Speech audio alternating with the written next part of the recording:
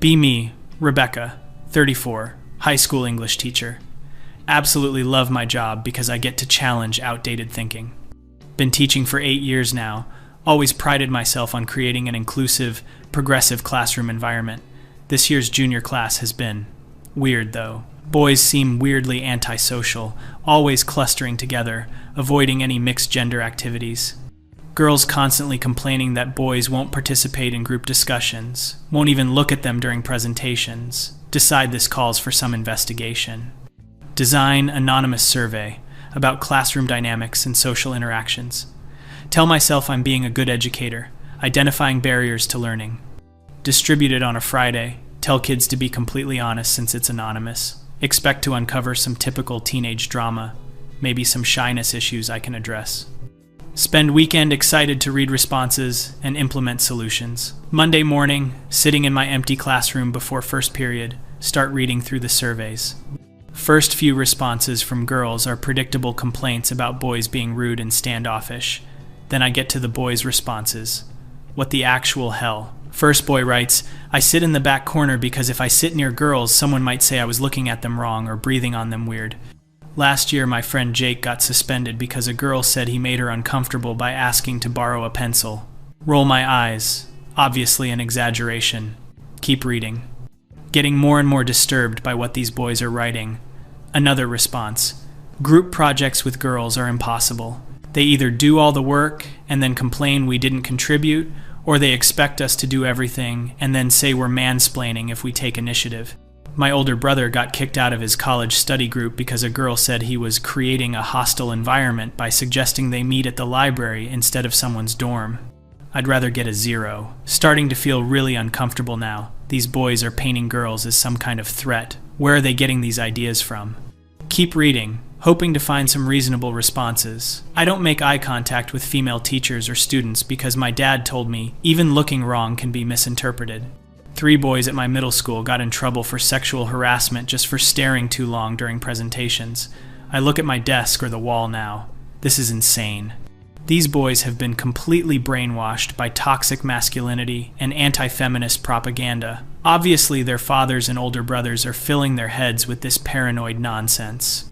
Another survey. Dating is literally impossible for our generation. Every conversation can be screenshot and posted online if you say something wrong. Every compliment can be called harassment. Every text can be shown to friends and analyzed for red flags. I saw what happened to Marcus last year when that girl posted their entire text conversation on Instagram because he asked her out twice. Everyone called him a creep, and he had to delete all his social media. Why would I ever risk that? Getting genuinely angry now. These boys are being taught to see normal female behavior as threatening. They're being conditioned to avoid healthy interactions with the opposite gender. This is exactly the kind of toxic thinking that perpetuates the patriarchy. Response after response following the same pattern. I've seen boys get destroyed over nothing. One complaint can ruin your entire future. Colleges look at social media now, and if there's any accusation of impropriety, you're done. My cousin got kicked out of his honors program because a girl he rejected said he was stalking her, even though he just happened to have similar classes, absolutely fuming by this point. These boys have been poisoned against women. They're living in some fantasy world where females are predators waiting to destroy their lives. They need to understand that women face real threats, not these imaginary persecution scenarios. Decide to address this head-on in class. Plan a whole lesson about dismantling toxic masculinity and fear-based thinking. Going to show them statistics about actual harassment and assault. Going to explain how their paranoia is actually harmful to female students. Tuesday morning, feeling confident and prepared. Start class by acknowledging, I read their surveys. I want to address some concerning attitudes I noticed in your responses about gender dynamics. Immediately notice boys shifting uncomfortably, avoiding eye contact even more than usual. The fear and avoidance you described isn't based in reality. It's based on toxic messaging that teaches you to see women as threats instead of equals. Raise my hand to interrupt, but I continue. These paranoid fantasies about false accusations and social media persecution are actually harmful to your female classmates who are just trying to learn in a safe environment. Notice boys exchanging glances. One boy, Tyler, actually raises his hand. Miss Rebecca, with respect, these aren't fantasies. My friend David is sitting right here, and he can tell you what happened to his brother. David looks terrified, but Tyler nods encouragingly. My brother was captain of debate team, had early admission to state, full scholarship. A girl in his AP history class said he made inappropriate comments during study group. No proof, no witnesses backing her story. School investigated, decided to err on side of caution. Scholarship gone, admission rescinded. Had to transfer schools his senior year. Clearly an exaggerated story, but I decide to address the underlying issues. Even if that story is completely accurate, which I doubt, one incident doesn't justify treating all women like potential threats. Several boys start talking at once. Have to restore order. Another boy, Marcus, speaks up. Miss Rebecca, you asked for honesty in the survey. We were honest. I personally know 6 guys who've had their lives messed up by accusations. Maybe the accusations were true, maybe not, but the results were immediate and permanent. Nobody waits for due process anymore. Getting frustrated with their stubborn adherence to these victim narratives. You're missing the point entirely. Your fear is causing you to perpetuate the very systems that harm women. Your avoidance and paranoia creates a hostile environment for female students. Tyler again. But Miss Rebecca, how is avoiding interaction hostile? We're not bothering anyone. We're not being aggressive. We're just staying away. Isn't that better than accidentally making someone uncomfortable? This question stops me cold for a moment. They're not being overtly misogynistic. They're just withdrawing completely. But that's almost worse because it's passive-aggressive. Your withdrawal is a form of hostility because it denies female students equal participation in their education. Boy named Jake raises hand. What if we're protecting them too? Like, what if by avoiding interaction, we're preventing misunderstandings that could hurt everyone involved? Isn't it better to be safe? Getting more frustrated. Safe for who?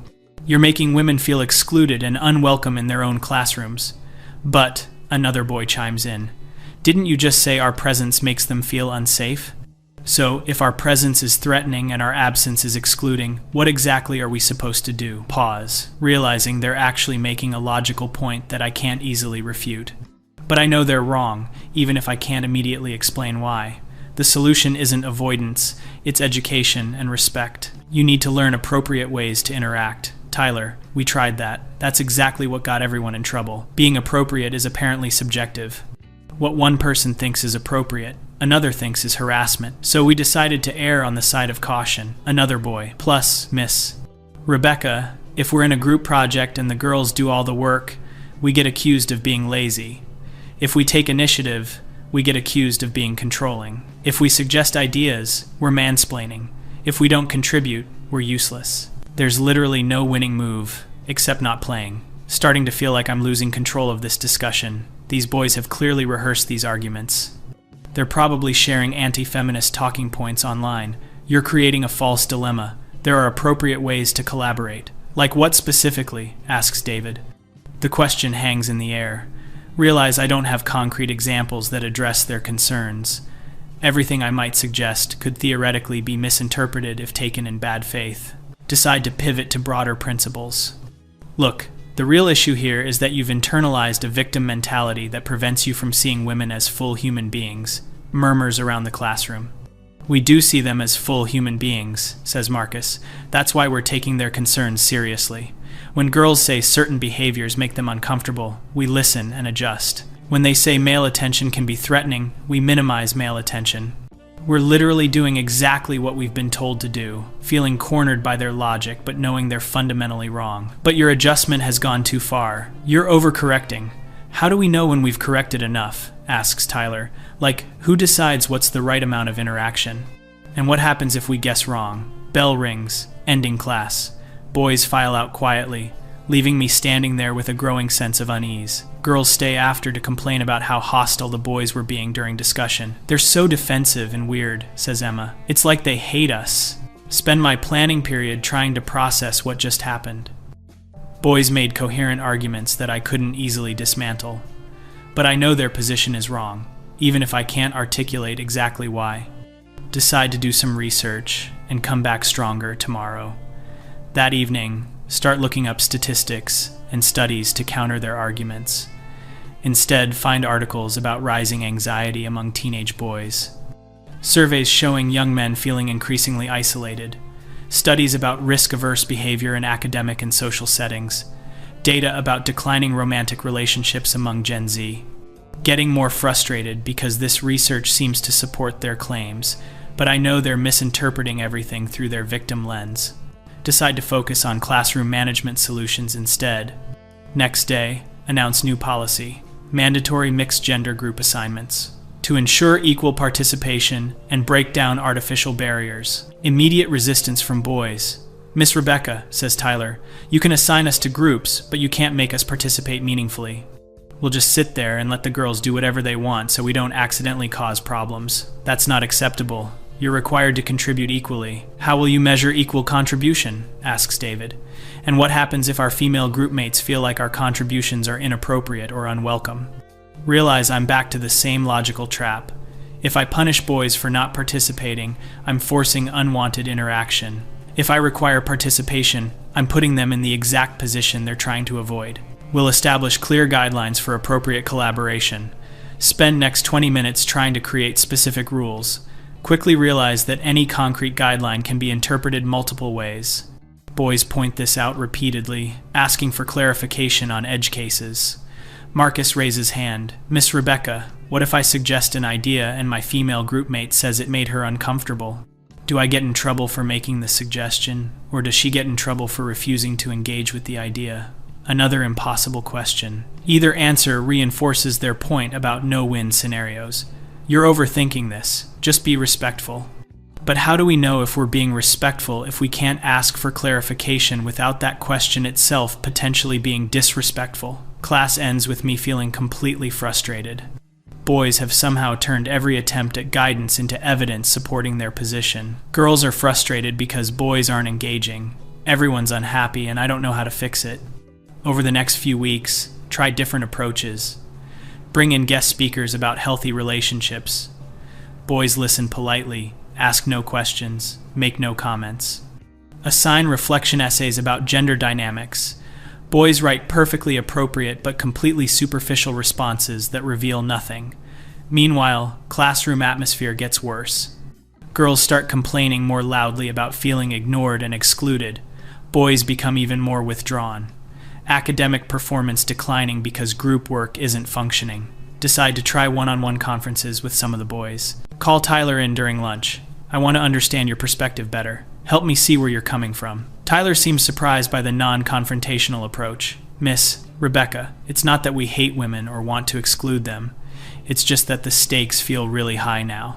Like, if I say something wrong to a female classmate, it's not just between us anymore," she tells her friends. They post about it online, parents get involved, administration gets involved. Suddenly, I'm not just a stupid teenager who said something dumb. I'm an example of toxic masculinity that needs to be publicly addressed. Want to argue, but realize he might have a point about consequences being disproportionate. "But surely you can see how your avoidance affects female students." "Yeah, and I feel bad about that. But I feel worse about potentially ruining my own life. Maybe that's selfish, but I didn't create this situation." Ask him what would need to change for him to feel comfortable interacting normally.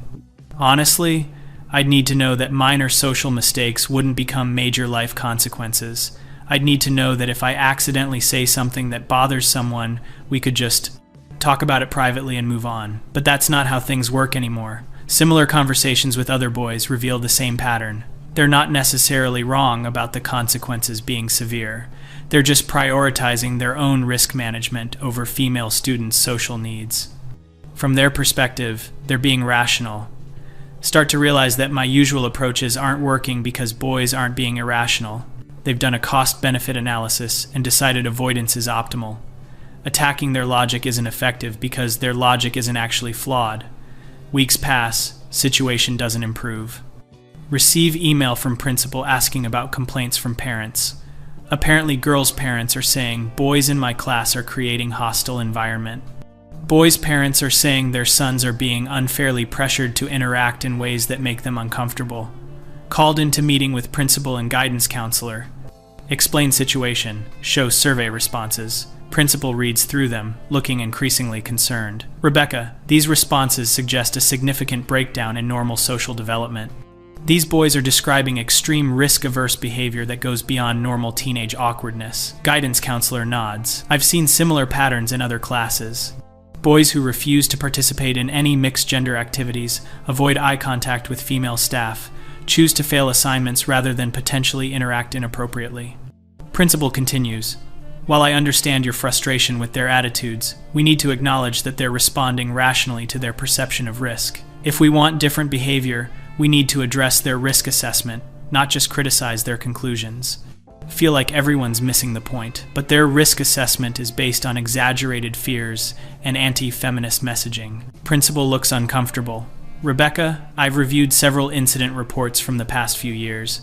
The boys' concerns about severe consequences for minor social missteps aren't entirely unfounded. We have had situations where casual interactions escalated into formal complaints that had significant academic and social consequences. Guidance counselor adds, and with social media, these incidents don't stay contained to school.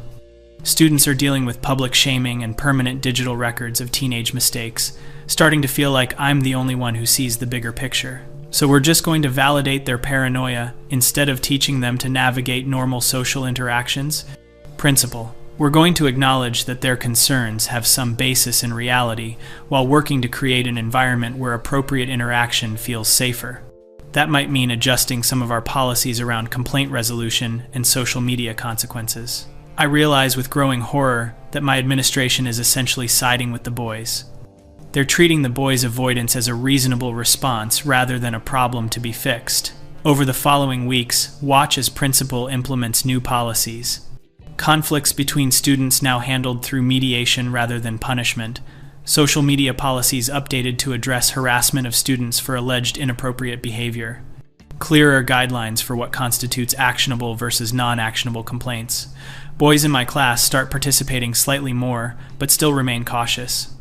They're waiting to see if the new policies actually protect them or if it's just window dressing. Girls remain frustrated but have less administrative support for complaints about boys being standoffish. Realize that the boys have essentially won. They identified a problem, proposed a solution, avoidance, and forced the system to adapt to their needs. They've successfully reframed their fear and withdrawal as rational risk management.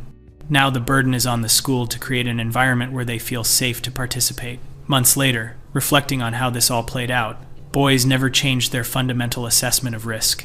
Instead, they forced everyone else to acknowledge that their assessment was reasonable.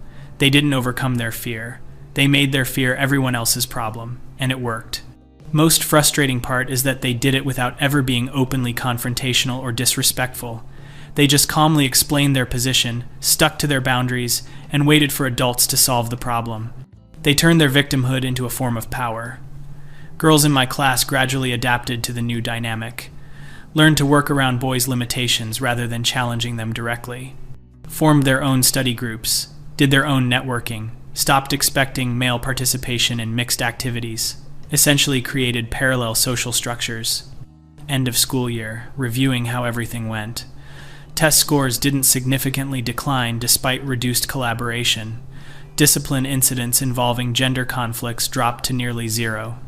Student stress levels decreased once expectations were clarified, but can't shake feeling that something fundamental was lost. Boys learned that they could avoid difficult social negotiations by claiming fear. Girls learned that their social needs were secondary to boys' comfort levels. Everyone learned that separation was easier than integration. Realized that the boys outsmarted me, not through superior arguments, but through superior patience. They were willing to accept short-term academic and social costs to achieve long-term risk reduction. They played a longer game than I was prepared for. Worst part is that I still can't articulate exactly what they did wrong. They were honest about their concerns. They proposed rational solutions. They accepted consequences for their choices. They didn't attack or demean anyone. They just refused to play a game they thought they couldn't win. And somehow that refusal became everyone else's problem to solve.